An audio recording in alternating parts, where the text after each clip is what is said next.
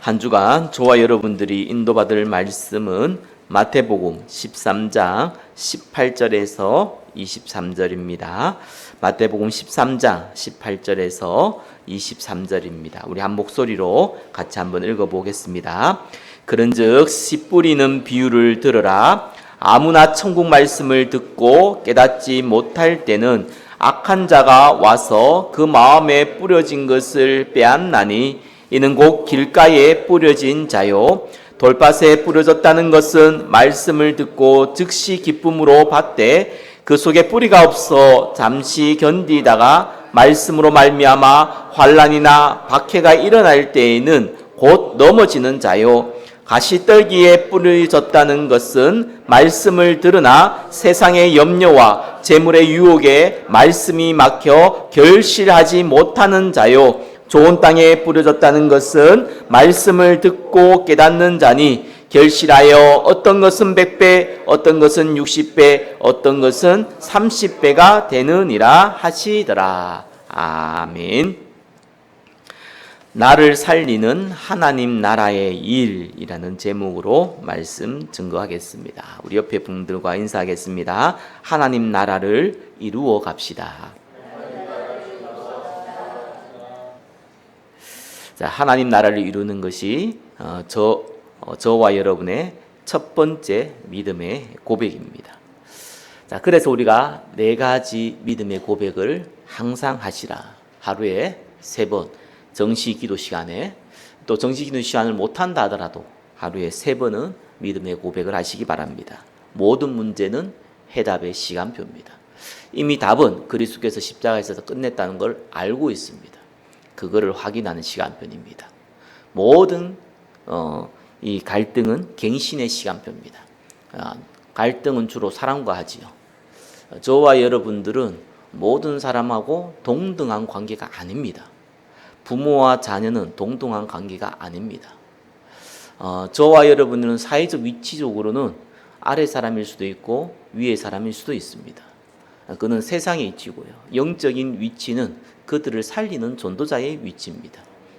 그래서 갈등할 이유가 없습니다. 저와 여러분들은 품고 도와주면 됩니다. 부모가 자녀를 섬기듯이 섬기면 되는 겁니다. 또 모든 시험은 은혜의 시간표입니다. 뜻하지 않는 사건, 뜻하지 않는 위기, 또 뜻하지 않는 환난도 당할 수 있습니다. 저와 여러분들이 도저히 수고와 노력으로는 해결할 수 없는 일이 벌어집니다. 그때입니다. 하나님의 은혜를 바라보시기 바랍니다. 하나님이 은혜를 주실 거예요. 또한 저와 여러분의 모든 응답은 헌신의 시간표입니다. 잘 먹고 잘 살라고 주시는 것이 아니라 많은 복음 받을 사람을 살리라고, 또 많은 전도자를 살리려고 주시는 응답입니다. 헌신의 시간표입니다. 이 믿음의 고백을 항상 하시기 바랍니다. 자, 지난주는 하나님 나라에 대해서 말씀드렸습니다. 복음을 먼저 받은 이스라엘은 영적으로 사실상 완전히 무지했습니다. 성령, 천사, 사단, 악령, 영혼, 하나님 나라, 사실상 전부 영적인 단어인데, 영적인 단어는 사실 보이지도 않고 과학적으로도 증명도 안 됩니다. 그렇기 때문에 관심이 없는 거예요. 대부분 사람들은 관심이 없습니다. 제자들도 관심 없었습니다. 세례 요한은 알고 있었는데 틀리게 알고 있었습니다. 그 믿음 좋은 세례 요한도 사실상 틀리게 알고 있었습니다. 바리새인은 어설프게 어디 주들었는데 이거 가지고 이 자기의 기득권을 유지하는데 이용하는 정도의 수준이었습니다. 그래서 그리스도께서 하나님 나라에 대해서 말씀하시면서 뭐라고 얘기했냐? 나와 함께하지 아니한 자는 나를 반대하는 자요. 나와 함께 모으지 아니한 자는 해치는 자니라. 하나님 나라에 대해서 얘기하는데 그게 관심이 없다? 그걸 오히려 무시한다? 그리스도를 반대하는 자요. 그리스도를 해치는 자다. 그만큼 그리스도께서 첫 번째 강조한 내용입니다. 산상수훈을 통해서는 눈에 보이는 것, 또 실제적으로 하고 있는 것들, 이스라엘 사람들 개념을 바꿔줬다면 하나님 나라는 개념도 없었어요. 개념을 심어주고 그것이 얼마나 중요한지 확인시켜주는 것이 하나님 나라였습니다. 자, 그래서 하나님 나라가 뭡니까? 성령이 역사하고 저와 여러분의 마음의 현장에 성령이 역사하고 주의 천사가 동원되어지고 흑암 근세가 무너지는 걸 보고 하나님 나라다. 그죠? 이 하나님 나라는 언제 이루어집니까? 언제 성령이 역사하고 언제 천사가 동원되어지고 언제 흑암이 무너집니까? 그리스도가 나의 주인으로 고백되어질 때, 그때 성령이 역사하고 주의 천사가 동원되어지고 흑암이 무너집니다. 저와 여러분들은 이 하나님 나라를 침노하라고 얘기했습니다. 자, 그래서 저와 여러분의 모든 응답의 기준은 하나님 나라. 그죠? 안 보이면 어떻게 합니까? 기다려라. 보이면 어떻게 합니까? 도전하라. 자, 그것이 지난주에 말씀드린 하나님 나라였습니다. 자, 오늘은 하나님 나라의 일입니다. 자, 하나님 나라가 만들어지는 구체적인 과정, 방법을 보고 하나님 나라의 일이라고 합니다. 자, 오늘 말씀을 통해서 저와 여러분들이 하나님 나라를 구체적으로 만들어가는 응답을 누리시기를 예수 그리스도 이름으로 축원합니다. 마태복음 13장 10절에 제자들이 예수님께 이렇게 질문했습니다. 어찌하여 그들에게 비유로 말씀하시니까? 자, 씨 뿌리는 비유를 예수님이 많은 사람들 앞에 얘기를 했습니다. 못 알아듣잖아요. 그래서 제자들이 물은 겁니다. 왜 비유로 말씀했습니까? 두 가지 질문이죠. 하나는 왜 지식적으로 표현하지 않고 비유를 설명했냐? 질문 그 자체의 의미도 있지만 동시에 뭐가 있습니까? 저희도 모르겠습니다. 뭔 말인지 우리도 몰라요. 좀 알려주세요. 그 질문입니다. 자, 저와 여러분이 응답받을 첫 번째 비밀이 여기서 나오죠. 저와 여러분이 강단을 통해서 하나님이 나에게 어떠한 말씀을 주시고자 하느냐, 거기에 대해서 질문이 있어야 되고 거기에 대해서 저와 여러분이 집중의 관점을 가지고 바라봐야 됩니다. 성대길 목사가 얘기한 걸 듣는 게 아니라 성대길 목사가 통해서 하나님이 나에게 주시는 말씀이 무엇인가, 그걸 붙잡아야 돼요. 그게 신앙생활이고 그것이 하나님 나라를 이루는 첫 번째 비밀입니다. 영적으로 어려움 당하신 분들에게 사실 참 어렵다라고 생각이 드는 것 중에 하나가 하나님이 나에게 주시는 말씀이 뭔가라는 것에 대해서는 관심이 없어요. 사실상. 내가 지금 이 문제가 있는데 이 문제를 해결해야 된단 말이에요. 해결하기 위해서 어떻게 해야 됩니까? 거기에 관심이 있습니다. 그러니까 핀트가 안 맞아요. 모든 것을 내가 고침받기 위한 도구로 자꾸 생각을 하는 거예요. 영적 문제가 왔다. 가정에 심각한 문제가 왔다. 저와 여러분이 잘 기억하셔야 돼요. 올게 온 겁니다. 거기에는요, 운명이라는 불신자가 볼 때는 불신자한테는 운명이라는 게 있고요. 자기가 잘하고 못하고 상관없어요. 운명이라는 게 있어요. 구원받은 백성에는 하나님 계획이라는 게 있단 말이에요. 당연히 와야 될 게 오는 거예요. 하나님의 계획을 이루어야 되니까. 불신자는 당연히 지옥 가기 전에 지옥 같은 인생을 살다 가는 거잖아요. 그래서 운명이라는 게 온 거예요. 같아 보지만 다릅니다. 그죠? 신분에 따라서 다른 거예요. 불신자는 사단의 주인이니까. 구원받은 하나님의 자녀는 주인이 그리스도니까. 그게 하나님의 계획이냐, 운명이냐, 거기서 딱 결정 이미 나와 있거든요. 당연히 와야 될 게 온 겁니다. 당연성. 그래서 고침 받으려고 가지 마세요. 저와 여러분 문제 있다 해결하려고 가지 마세요. 아니 내가 배가 고프다 밥 먹어야겠다 이런 걸 얘기하는 게 아닙니다. 그건 당연히 밥 먹으면 되잖아. 그건 문제니까. 배고픈 게 문제니까 밥 먹으면 해결되잖아요. 제가 말하는 문제는 그런 문제가 아닙니다. 안 되는 게 많아요. 저와 여러분이 쉽게 해결할 수 있는 것 같은 건 문제라고 얘기도 안 하잖아요. 그잖아요. 근데 해결 안 되기 때문에 문제라고 하는 겁니다. 그러니까 나름대로 머리를 써가지고 해결해 보려고 그러는데 해결되는 것 같은데 해결 안 돼요. 또 다른 문제 벌어져요. 위기가 온다 해결하려고 하지 마세요니까요. 해결할 것 같으면 오지도 않고요. 또 해결될 것 같으면 그걸 위기라고 표현도 안 합니다. 안 된단 말이에요. 그걸 왜 해결하려고 합니까? 영적 문제가 해결될 것 같았으면 병원 가서 해결될 것 같았으면 그걸 보고 영적 문제라 하지 않죠. 그냥 육신 문제지. 해결이 안 된단 말이에요. 그러니까 그걸 빨리 고치려고 한단 말이에요. 여기에서부터 큰 실수가 나오는 거예요. 거기에는 하나님의 중요한 계획이 있습니다. 필연이죠. 그러면은 저와 여러분에 대한 하나님의 계획이 보여지잖아요. 그죠? 그럼 내가 뭐 할 게 보인단 말이에요. 그게 절대입니다. 당연한 거 온 거고요. 하나님 계획을 아니까 필연적이고요. 내가 할 게 보이는 게 절대적인 겁니다.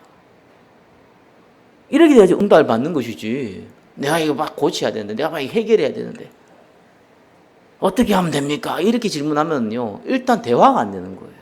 하나님과 대화가 안 되는 거예요. 저와 여러분이 응답받는 첫 번째 방법은 하나님이 나에게 무슨 말씀을 하시는가. 여기에 관심이 없다면은 그냥 지식을 채우는 수준, 참조하는 수준, 종교생활하는 수준은 뛰어넘지 못합니다. 이 무리와 제자의 차이점입니다. 무리는 사실상 다른 데 관심이 있어요. 나의 유익을 채우는 데 관심이 있죠. 그래서 오병이의 기적을 일으켰을 때 예수님 직접 얘기했잖아요. 너희가 왜 왔냐? 떡 먹고 배부른 이유다. 떡 먹으려고. 육신적인 이익을 채우려고 온 거다. 대놓고 얘기하잖아요. 근데 예수님이 비유로 말씀했어요. 중요한 거를. 그 비유로 말씀한 걸 굳이 무리들이 그걸 알려고 할 이유가 없잖아요. 관심이 없는데. 잘 먹고 잘 사는데 관심이 있고 내 육신 유익에 관심이 있지. 그래서 굳이 그걸 또 비유로 얘기했는데 그 비유가 뭐냐고 관심 없어요. 그래서 중요한 걸 비유로 얘기한 겁니다. 근데 제자들이 왔죠. 물은 거예요. 왜요? 제자는 관심이 있어요. 왜요? 하나님이 내게 무슨 말씀을 하시려는가? 그게 관심이 있으니까 질문을 하는 거죠. 관심이 없으면 질문이 왜 필요합니까? 아무 쓸데없는 얘기지. 오병이의 기적이 뭐 이런 거는 좋아하지. 그건 뭐 땜시 뭐 비유 얘기 듣는데 그냥 얘기해도 알아들을 거를 들을 동 말동하는데 비유까지 들었는데 그걸 굳이 가서 물어보고 그거 안다고 해서 뭐 돈이 되나 밥이 되냐 이런 수준인데 그 말라고 물어보겠습니까? 그게 첫 번째입니다. 자, 하나님 나라의 그 일을 하기 전에 이 하나님 나라의 비밀은요 누구에게 허락됐냐? 전도자에게만 허락되었습니다. 1번에 1번 보니까요 은혜 받은 자만 알 수 있어요. 하나님 나라에 대한 거는요. 11절에 이렇게 나왔습니다. 마태복음 13장 11절에 너희에게는 허락되었으나 그들에게는 아니 되었나니. 너희는 누굽니까? 예수님 따라오고 이 질문하고 있는 12제자와 소수의 제자들이죠. 이 사람들은 하나님 나라의 일에 대한 비밀을 허락되었다는 거예요. 그러나 그들은 누굽니까? 무리들, 또 뭐 바리새인들 이 사람들이겠죠. 제자들 제외한 모든 사람들이 다 해당됩니다. 그들은 허락되지 않았어요. 이유를 이렇게 설명합니다. 13절에 보니까 그들이 보아도 보지 못하고 들어도 듣지 못하며 깨닫지 못함이니라. 왜요? 관심이 없으니까. 굳이 하나님 나라가 임하든지 말든지 필요성을 못 느끼니까. 그죠? 그러니까 그들은 보아도 보지 못하는 거예요. 들어도 들었지 못하는 거예요. 관심이 없으니까 내가 한테 관심 없는 얘기 막 하고 있는데 그거 말라고 듣습니까? 졸지. 잠이나 자지. 만약에 그걸 또 알아들으면 어떤 일이 벌어지죠? 이거 곤란해요. 못 알아들어야 되는데 혹시 알아들었다 바리새인이 대놓고 예수님께 얘기하잖아요. 네 귀신 들려서 그런 거라고. 귀신의 왕 바알세불이 힘입어 그랬다고. 그 신에게 제대로 알아듣지도 못하면서 신에게 안 가지고요 감히 그리스도를 대적합니다. 무리들이 이거 어떻게 알면 어떻게 됩니까? 몰라야 되는데 알아버렸어요. 가룟 유다 같이. 어떤 일이 벌어집니까? 육신의 유익을 위해서 이용하죠. 그래서 예수님이 돈 베푼 걸 팔아버리잖아요. 다 이유가 그렇게 된 겁니다. 그래서 모르는 게 좋아요. 몰라라는 게 아니고 모르는 게 좋다니까요. 바리새인들, 무리들은 모르는 게 좋아요. 차라리 알면은 이유 가지고 이용해 버려요. 악한데 이용해요. 그래서 아예 모르는 게 낫습니다. 예수님이 대놓고 얘기한 거죠. 자, 이러면서요 15절에 마음이 완악하다, 살이 찌고 둔하다 이런 뜻이거든요. 그러니까 내 생각이 가득한 거예요. 이미 자기 생각이 정립돼 있어. 틀린 생각이. 그러니까 살이 찐 거예요. 사상에 살이 찐 거예요. 예수님 얘기한 거 안 들어. 내가 니보다 훨씬 더 알아 말이야. 어? 그거거든요. 내가 훨씬 니보다 많이 배웠어 이거예요. 내가 네보다 훨씬 성경 많이 읽었어 이거예요. 안 들어요. 그러면서 뭐라고 그랬냐? 귀는 둔하고. 그거는 누르다는 거거든요. 아니, 그러니까 아예 다른 거에 눌려 있어요. 그럼 뭐냐? 눈은 감았다.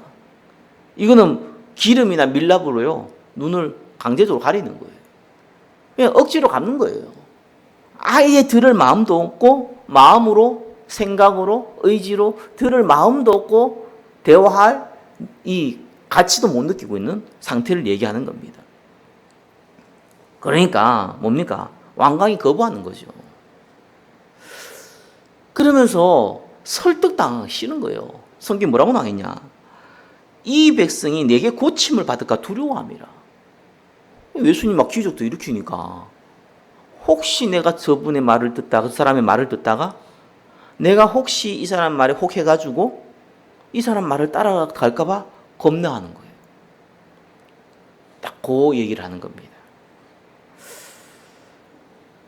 그래서 내게 고침을 받을까 두려워함이라. 이미 길을 닫아버렸는데 그래도 혹시 이 사람 얘기 듣다가 내가 설득 당할까? 그것까지 걱정해요. 이 상태입니다. 그래서 은혜 받지 못한 자는 들을 수도 없고 들어도 들을 수 없습니다. 저와 여러분이 은혜 받은 자임을 하나님께 감사하시기 바랍니다. 그리고 1번에 2번 뭡니까? 특혜예요. 특혜. 많은 선지자들이 있었잖아요. 그죠? 마태복음 13장 16절에 17절에 보니까 많은 선지자와 의인이 너희가 보는 것들을 보지 못하였고 너희가 듣는 것을 듣고자 해도 듣지 못했다. 특혜입니다. 특혜. 베드로전서 1장 10절에 12절에 보니까 많은 선지자들이 연구한 거예요.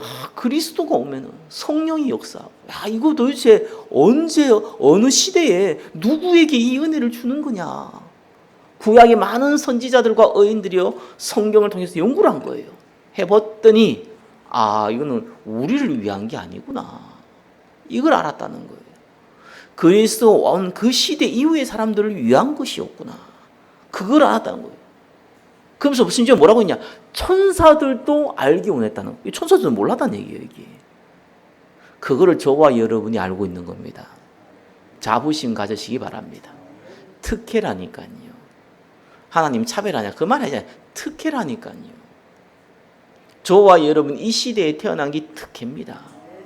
그리스도 이후에 태어난 게 특혜예요. 그러면서 1번에서 한번 뭡니까? 이걸 진짜로 붙잡으면 어떻게 됩니까? 부익부가 돼요. 마태복음 13장 12절 이렇게 나오죠. 무릇 있는 자는 받아 넉넉히 되고 없는 자는 그 있는 것도 빼앗기리라. 있는 자가 누굽니까? 하나님 나라의 일을 알고 그거를 실천하고 붙잡는 자죠. 없는 자는 뭡니까? 그걸 알든지 모르든지 붙잡지도 않고 참전 안 자죠. 결과는 어떻게 합니까? 부익부, 빈익빈. 이래 되는 거예요. 경제의 눈으로 보면 뭐 기분 나빠하는 사람도 많습니다. 그죠?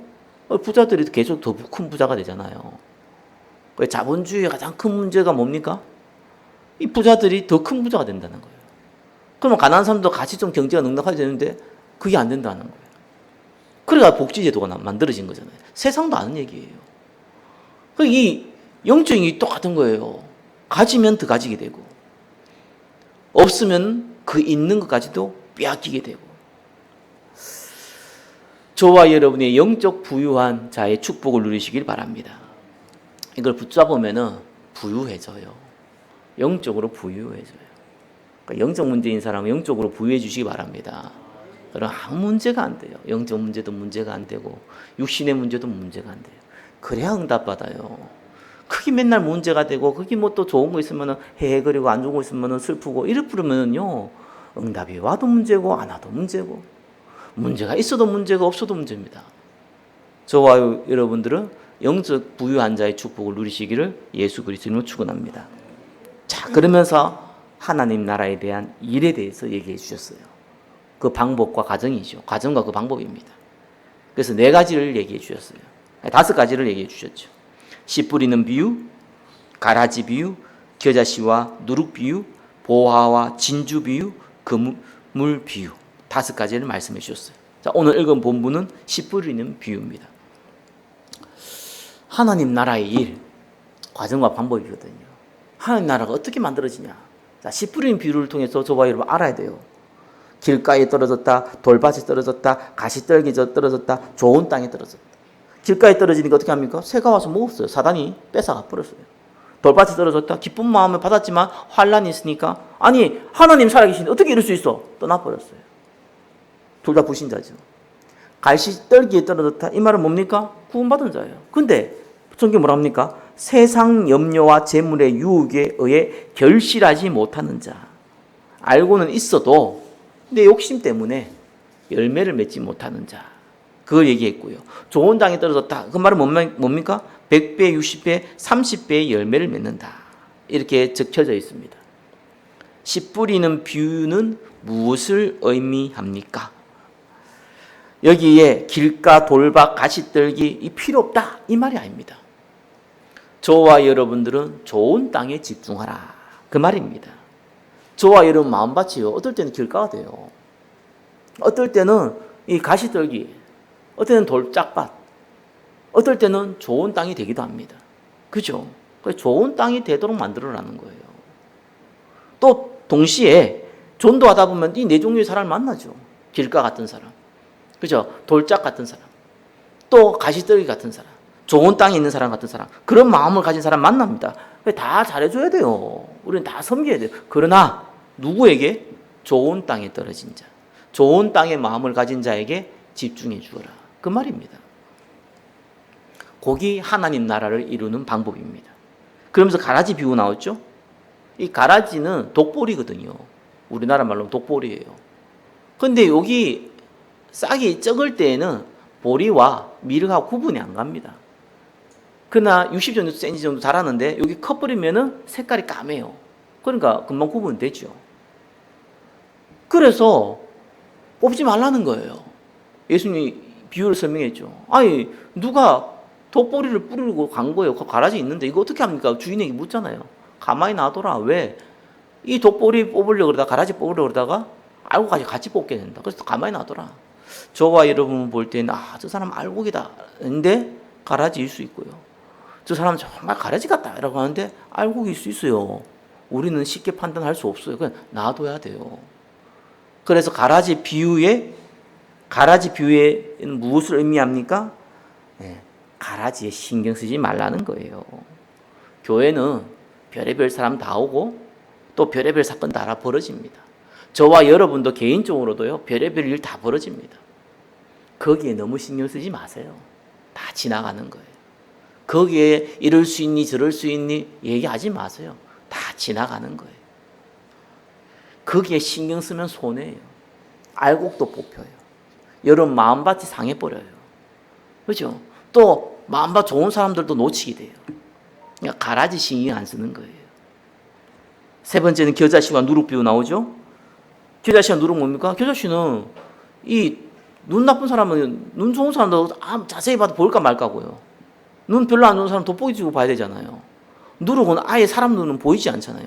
근데 여기 커플이면요, 겨자씨는 3m까지 크고요. 누룩은요, 부풀게 만든단 말이에요. 무엇을 의미합니까? 작게 시작해라.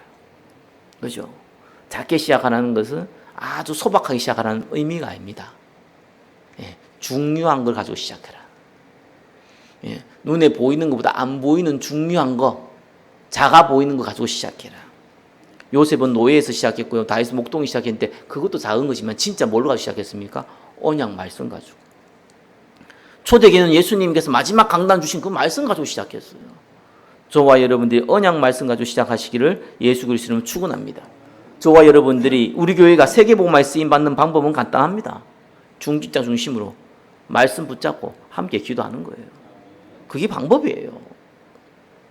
보화와 진주 비유 있죠. 이스라엘은 워낙 전쟁이 많습니다. 심심하면 전쟁이 일어나요.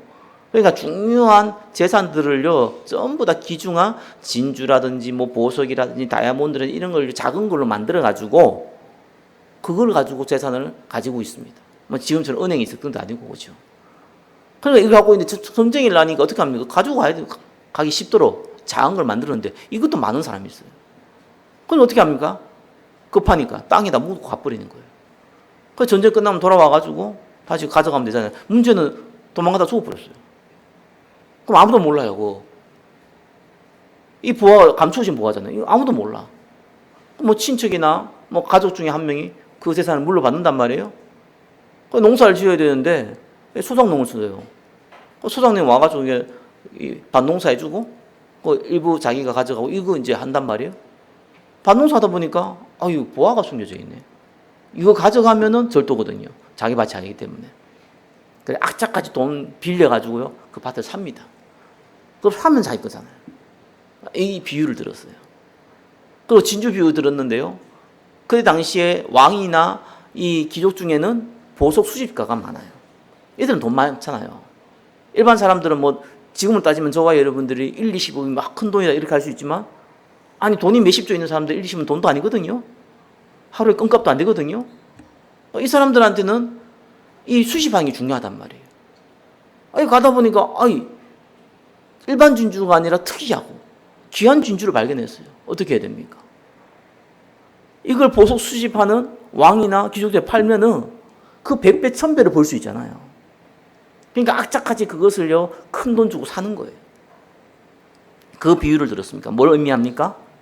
하나님 나라가 보이면은 오리나라는 거예요. 가치 있는 하나님 나라가 눈에 보이기 시작했다. 그러면 올인하라는 겁니다. 그걸 성경에서 나와 있죠. 저와 여러분도 하나님 나라가 보이는 시간표가 올 겁니다. 올인하시기를 예수 그리스도는 축원합니다. 금을 비유했어요. 어부는 자기가 잡는 물고기가 있잖아요. 뭐 갈치를 잡는다, 고등어를 잡는다, 그죠? 조기를 잡는다. 그거 잡으면은 그거 잡는 게 목적이지. 나머지는 사실상 안 잡아요. 잡아도 버리거나 아니면 그냥 같이 먹기 위해서 식사용으로 잠깐 활용하거나 이 정도거든요. 보니까 최근에 다큐 보니까 조기 잡는 배 나오더라고요. 조기를 잡는데 가가지고 일주일 정도 이제 배 안에서 생활을 하면서 조기 잡기가 돼 있는 거예요. 조기만 잡냐 아니잖아요. 뭐 별거 다 올라오잖아요. 올라오는 거 보니 갈치가 막 올라오더라고. 갈치 돈이 되니까 옆에 이렇게 한 조기 막 이렇게 모아놔요. 나머지는 거의 다 버리고. 조기하고 갈치 하는데 조기를 막 모으죠. 근데 이 조기가 너무 많이 이제 걸린 거예요. 얼마큼 많이 걸렸냐? 그물에서 떼야 되는데 그물에서 못 떼는 거예요. 너무 많아가지고. 이미 배에 넘쳐버렸어요. 그래서 그물과 함께 그냥 아예 밑에다 얼음하고 같이 넣어가지고 보관을 하더라고요. 그때부터는 갈치 다 버려버려요. 조기 실을 배도 없는데 그 갈치가 놔두면 골치 아프잖아요. 다 버려버려요. 뭘 의미합니까? 그물 비유가 버릴 것과 취할 것을 구분하라는 거예요. 응답이 없을 때는요, 몰라요, 이게. 근데 응답이 있으면은요, 응답이 많아지면은요, 그때부터 조심해야 되거든요. 모든 사람 동일합니다. 주로 성공한 정치인, 경제인, 또 심지어 목회자까지 문제가 많이 벌어지는 이유가 뭐냐니까요. 저와 여러분과 상황이 좀 다르다니까요. 응답이 많아버리니까 이게 취할 거하고 버릴 걸 구분 못 하는 거예요. 그래서 버릴 것을 취해가지고 문제가 되는 거거든요. 돈을 횡령하거나, 그죠. 뒷돈을 받거나, 이래가지고 문제 벌어져 버리는 거예요. 그거 버려야 되는 건데. 그래갖고 사실상 많은 문제를 일으키죠. 모든 응답은 헌신의 기회로 삼으시기를 예수 그리스도로 축원합니다. 그러면은 버릴 거, 취할 거 보입니다. 어차피 내 게 아니고 내가 헌신해야 될 거기 때문에 보여요. 그게 다 내 거다 이 생각해 보면 안 보입니다. 더 많이 가져야겠고요. 더 많이 누려야겠고요. 더 많은 것의 혜택을 누리기 때문에 욕심이 이미 자기를 사로잡아 버립니다. 자, 응답 받으면 또 이래 돼요. 응답 오면 또 한목이 오거든요. 이래가 사람 헷갈리게 합니다. 그래서 미리미리 준비하시라. 그리고 세 번째 뭡니까? 그러면은 나를 살리는 하나님 나라의 일은 뭡니까? 하나님 나라를 이루어가는 과정과 방법이잖아요. 이 네 가지 비유를 설명했어요. 그래서 네 가지 믿음의 고백은 정말로 저와 여러분 항상 하시기 바랍니다. 이걸 왜 해야 되냐고 얘기하니까요. 이걸 그냥 습관적으로 하라고 한 게 아니고요. 이걸 왜 계속 해야 되냐니까 저와 여러분들이 어느 날 문제가 벌어지기도 하고요. 어느 날 갈등이 벌어지기도 하고요. 어느 날 위기 같은 시험이 오기도 하고요. 어느 날 눈에 보이는 축복이 오기도 합니다. 그죠? 이걸 매일 하고 있으면 어떤 일이 벌어지냐니까 그때마다 적용이 되잖아요. 이 삶의 체질량이 무섭거든요. 이게 알고 있으면요, 문제가 오고 갈등 오고 시험이 오고 응답이 오고 이러면요 안 보여요. 그것만 보여요. 그래서 하라는 거예요. 그것만 보인다니까 거기서 방황하다가 또 정신 차리고 이러면 1, 2년 지나잖아요. 많은 시간들이 낭비가 되는 겁니다. 그래서 저와 여러분 어떤 면에서는 기도보다 더 중요합니다. 이거 왜 그러냐니까요. 기도는 아무래도 마음에 담긴 게 하잖아요. 언약이 담기면 좋은 감사한데 대부분 언약 안 담기고 다른 게 많이 담기거든요. 사람은 중요한 것보다 갈급한 걸 먼저 해요. 기도도 똑같습니다. 언약을 알아도 언약보다는 내가 갈급한 걸 먼저 기도하는 게 일반적인 사람들이에요. 그래서 기도도 중요한 것이 언약 말씀이고 언약 고백이에요. 이 고백을 항상 하시기 바랍니다. 이래야지만 뭐가 문제가 안 되는 줄 압니까? 가라지가 문제가 안 되잖아요. 가라지라는 것이 꼭 사람만 얘기하는 것도 아니거든요. 문제, 시험, 갈등 다 가라지잖아요. 이때마다 흔들리고 이때마다 시험 들고 이때마다 넘어지고 이때마다 방탕하고 이때마다 타락하고 이때마다 막 화내고 이러면은요 아무것도 안 되는 겁니다. 진짜 하루 인생 되는 거예요. 4가지 믿음의 고백만 하시기 바랍니다. 정시 기도해라, 정시 예배드리라. 제가 그 얘기 안 드린 이유가 못할 수도 있고 안 될 수도 있잖아요. 근데 이건 쉽잖아요. 쉬운 것도 못하면 어떡합니까? 보고 읽으라니까요. 모든 문제는 해답 시간부터 읽으라니까요. 1년 30초도 안 걸려요. 그거 아세요? 두 번째예요. 언약 예배 중심의 스케줄 잡으세요. 왜 이렇게 해야 되냐니까요. 겨자씨 누룩 비유 봤잖아요. 이게 이때 됩니다. 왜냐하면 사람은요, 이렇게 하면 된다, 저렇게 하면 된다. 대부분 인본주의 생각을 많이 쓰거든요.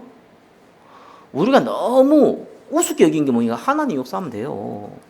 하나님 역사 안 하면 안 돼요. 라는 말을요, 우습게 여깁니다. 왜요? 그게 그 사람의 상태예요. 돈이면 되지 말이야. 뭐 하나님 나라 기도냐. 돈 있어봐 다 되지.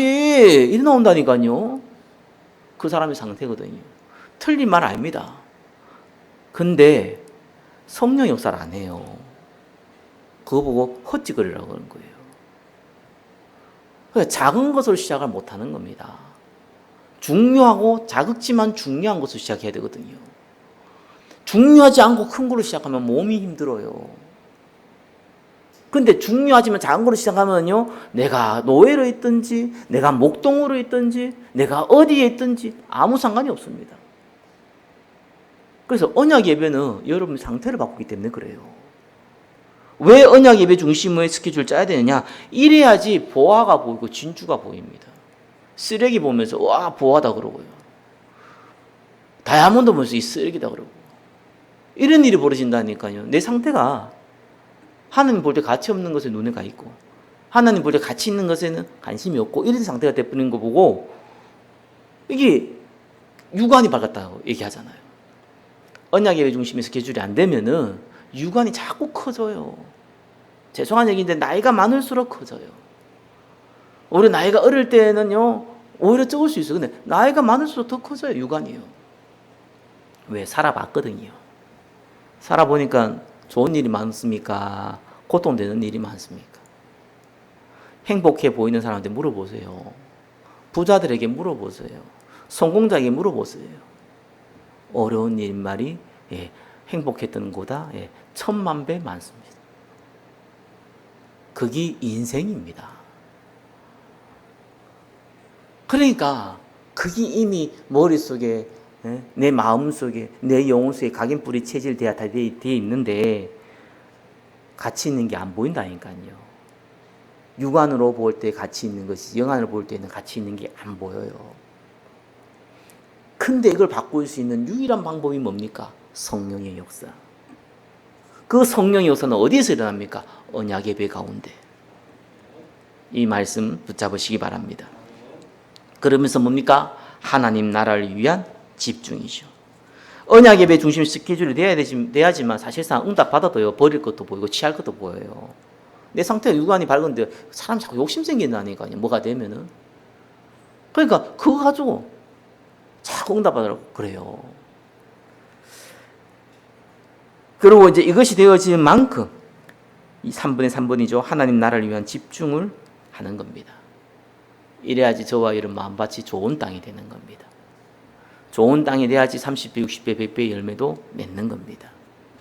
이거는 예배 가지고 안 돼요. 죄송한 얘기인데. 왜 예배면 다 된다며요? 예배면 다 됩니다. 근데 성령이 역사할 때는요, 반드시 하나님께서 한두 사람이 모일 때 역사를 일으킵니다. 개인이 할 때는 그 배경을 만들고요. 함께 할 때는 눈에 드러나게끔 성령이 역사합니다. 성경에 그래 나와 있어요. 제가 얘기한 게 아니고. 마가다라 모여서 함께 할 때 성령 역사에 일어났어요. 두라노 소원에서 함께 할 때에 아시아에 사는 사람은 모든 사람들이 복음 들었어요. 그렇죠? 혼자 할 때에는 하나님이 중요한 제자를 만나기도 하고 배경을 만들어 주는 거죠. 함께 할 때는 말 그대로 부흥이 일어나는데 다이나믹하게 다이나마이트가 거기서 나요. 다이나마이트하게 일어납니다. 좋은 땅이 그런 거예요. 그래서 30, 60배, 100배 열매 맺죠. 안 그러면 이 일이 안 되는 거예요. 스텝 바이 스텝은요, 언약 예배 중심으로 갈 때. 배경 만들고 여러분이 제자화 되어지고 이런 거 스텝 바이 스텝이고요. 폭파가 일어날 때는요, 함께 집중할 때예요. 하나님 나라를 위한 집중이죠. 말씀 맺겠습니다. 전도자의 모든 기준은 하나님 나라입니다. 하나님 나라가 안 보이면은 기다리고 보이면 도전하면 되는 겁니다. 그리고 그 과정과 방법이 하나님 나라의 일입니다. 나를 살리는 4가지 믿음의 고백. 그죠? 응답이 오고 안 오고 눈에 보이고 안 보이고를 확인하는 언약 예배 중심의 스케줄. 그죠? 실제적으로 눈에 보이는 열매를 맺는 하나님 나라를 위한 집중. 이 응답을 한 주간 누리시기를 예수 그리스도 이름으로 축원합니다. 기도하겠습니다. 하나님 나라의 일을 누리는 응답을 허락하여 주옵소서. 예수 그리스도 이름으로 기도드립니다. 아멘.